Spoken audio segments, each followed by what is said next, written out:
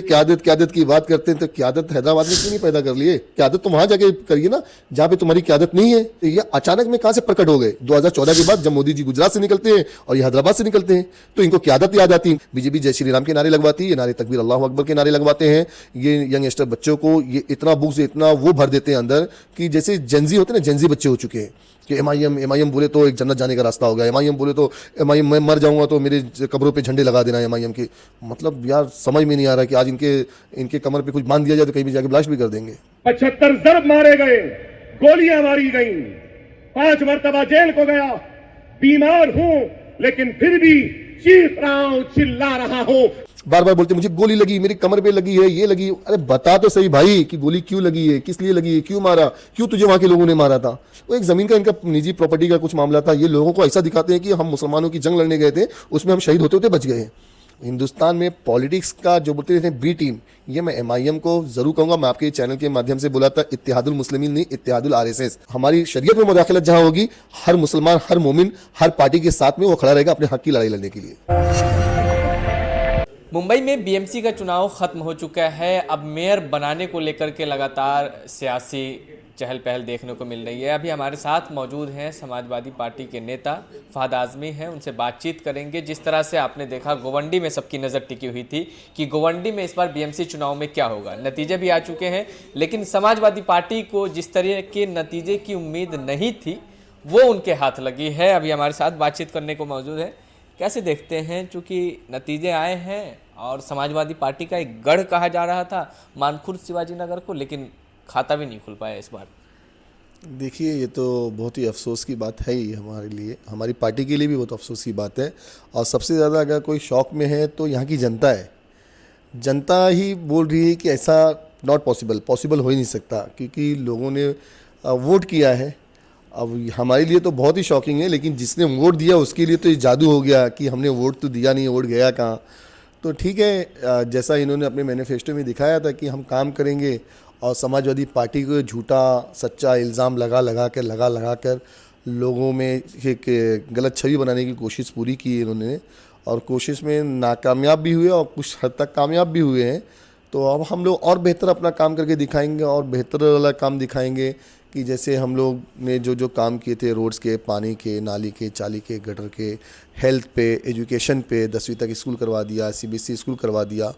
तो ये सब काम तो हो चुके हैं।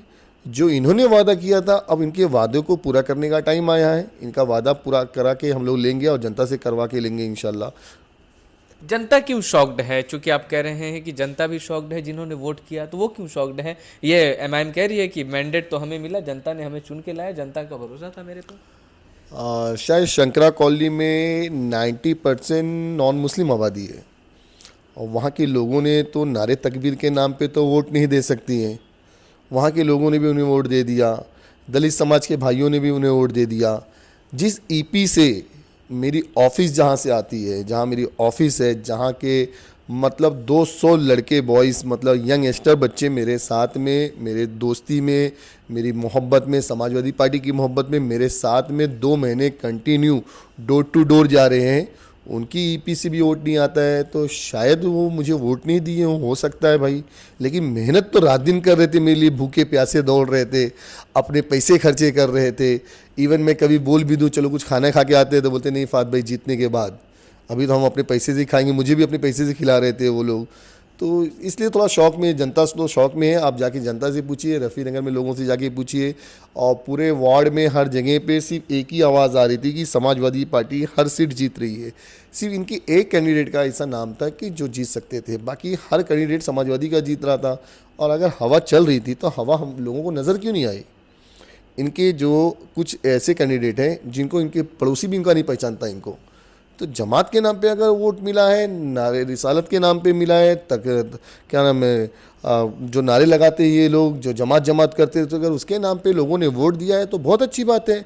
अगर लोगों ने वोट किया है तो इनसे काम भी लेंगे। जो इन्होंने अपने मैनिफेस्टो में कहा है, जो समाजवादी पार्टी काम करके नहीं दी है वो काम करा के मैनिफेस्टो पे हम नज़र बना के रखेंगे। अब इंशाल्लाह बेशक 100% बना के रखेंगे, क्योंकि लोगों ने हमें जिस कदर बदनाम करके वोट लिया है या वोट जनता ने दिया है या जो भी है, जीत तो गए हैं, मैं अभी यही बोलूँगा वो जीत तो गए हैं। तो मैनिफेस्टो में तो जो बोले हैं, जैसा हॉस्पिटल और क्या नाम है, नशा मुक्ति केंद्र, गर्ल्स कॉलेज, डिग्री कॉलेज और यहाँ के रोड्स को बहुत बेहतरीन बनाएंगे, संगमरमर का बनाएंगे, जो ला जो भी बोला है वो सब हम लोग काम करा के लेंगे। और जनता से भी कहेंगे, इनसे सवाल करें कि आपने सब वादा किया था, ये सब वादा करके पूरा करके दीजिए। बाकी सब काम तो जो हुआ है, पानी का काम हो गया है, रोड का काम हो गया है, शौचालय का काम हुआ है, और 10वीं तक की स्कूल का काम हो गया है, और CBSE स्कूल का काम हो गया है। तो जो इन्होंने वादा किया वो वादा पूरा करें। लेकिन कह रहे मानखुर्द शिवाजी नगर समाजवादी पार्टी का एक किला था, वो किला ढह गया है। किला अगर ढहता तो जनता यहाँ की रोती नहीं। जनता ने यहाँ की कैंडिडेट को पकड़ पकड़ के रोई है। तो ये मोहब्बत तो देखने हमें नहीं मिली थी इस 9 साल 10 साल में, लेकिन ये मोहब्बत देखने मिली। यही हम अपनी जनता के साथ में कल भी खड़े थे, आज भी खड़े, आगे भी खड़े रहेंगे, क्योंकि जनता इनके साथ नहीं है। जनता अगर इनके साथ रहती तो आज भी फाद आजमी, अल्लाह का शुक्र है, जाएंगे क्या जहाँ पे वहाँ पे लोग खड़े रहते हैं। महाराष्ट्र के पूर्व मुख्यमंत्री हैं एकनाथ शिंदे, वो कहते हैं MIM का जितना देश के लिए खतरा है। आपको भी लगता है ऐसा? नहीं, वो तो जानबूझ के ये बात बोल रहे होंगे कि और मुस्लिम लोग आ जाएं, ये बहुत बड़ी बड़ी राजनीति चल रही है। लेकिन मैं इतना जानता हूँ कि आज जो हिंदुस्तान में पॉलिटिक्स का जो बोलते हैं बी टीम, ये मैं MIM को ज़रूर कहूँगा। मैं आपके चैनल के माध्यम से बोला था, इत्तेहादुल मुस्लिमीन नहीं, इत्तेहादुल RSS। पाकिस्तान में इनकी जो पहले जो इत्तेहादुल मुस्लिम ऑल इंडिया नहीं नाम था, ये जो इत्तेहादुल मुस्लिमीन नाम था, ये पार्टी पाकिस्तान जा चुकी थी। इनके बाप दादा ने फिर नाम रखा है ऑल इंडिया इत्तेहादुल मुस्लिमीन। इस पर बैंड भी लगा, बहुत सारी चीज़ें हुई। फिर इनके दादा इलेक्शन जीते, फिर इनके वालिद साहब इलेक्शन जीते। फिर आज जो कैटेगरी चल रही है इनकी ने, जो इन लोग की मानसिकता चल रही है, जो बीजेपी जैसा रोल खेलती है, सेम टू सेम ये मुसलमानों के साथ वही रोल खेल रहे हैं। बीजेपी जय श्री राम के नारे लगवाती है, ये नारे तकबीर अल्लाह अकबर के नारे लगवाते हैं। ये यंगस्टर बच्चों को ये इतना बुक्स, इतना वो भर देते हैं अंदर कि जैसे जेंजी होते हैं ना, जेंजी बच्चे हो चुके हैं कि MIM बोले तो एक जन्नत जाने का रास्ता हो गया। MIM बोले तो MIM, मैं मर जाऊंगा तो मेरे कब्रों पे झंडे लगा देना है MIM की। मतलब यार समझ में नहीं आ रहा है कि आज इनके कमर पे कुछ बांध दिया जाए तो कहीं भी जाके ब्लास्ट भी कर देंगे, कुछ भी कर सकते ये हैं। लोग मतलब कहते हैं, इनके कार्यकर्ता होते हैं या जो नेता होते हैं, कहते हैं कि आखिर कब तक हम दूसरे का झंडा डंडा धोते रहेंगे। अपनी क़यादत की बात कर रहे हैं, कब तक हम दूसरे की दरी बिछाते रहेंगे। यही तो इनके कमेंट्स में देखता हूँ मैं, दरी बिछाएंगे, क़यादत की बात करते हैं। तो क़यादत हैदराबाद में क्यों नहीं पैदा कर लिए? आज पूरे हिंदुस्तान में समाजवादी पार्टी ने जितना मुस्लिम लोगों को सपोर्ट की होगी, समाजवादी पार्टी ने जितने मंत्री बनाई होगी, शायद ही किसी पार्टी ने किया होगा। और ये क़यादत की बात करते तो एक मुस्लिम की क़यादत को ख़त्म करके आप एक मुसलमान को ही फिर के खड़ा कर रहे हो ना। क़यादत तो वहाँ जाके करिए ना जहाँ पे तुम्हारी क़यादत नहीं है। यहाँ पे तो रहनुमाई तो कर रहे थे जनाब अबू हाशिम आज़मी साहब, मालेगांव में, औरंगाबाद में, धुले में कर रहे थे। ये अचानक में कहाँ से प्रकट हो गए? 2014 के बाद जब मोदी जी गुजरात से निकलते हैं और ये हैदराबाद से निकलते हैं तो इनको क़यादत याद आती, इनको बाबरी मस्जिद याद आती, इनको इस तरह जहाँ के केस याद आते हैं। जब हैदराबाद में फेक इनकाउंटर होता है तो ये खामोश रहते हैं, कुछ नहीं बोलते, क्योंकि ये KCR के गोद में बैठे रहते हैं। तो आज ये क़यादत की जो बात करें ना, क़यादत की नहीं बात करें। इनके भाई देखिए, ये इतने झूठे और मक्कार लोग हैं, इनके भाई को हमारे हुजूर सल्लल्लाहु अलैहि वसल्लम की ज़ियारत हो जाती है। और ये असद अवैसी भाई, इनको सोचिए ना कि 9 बॉटल 10 बॉटल खून देते फिर रहे हैं, तो ये 15 बॉटल खून देते फिर रहे हैं।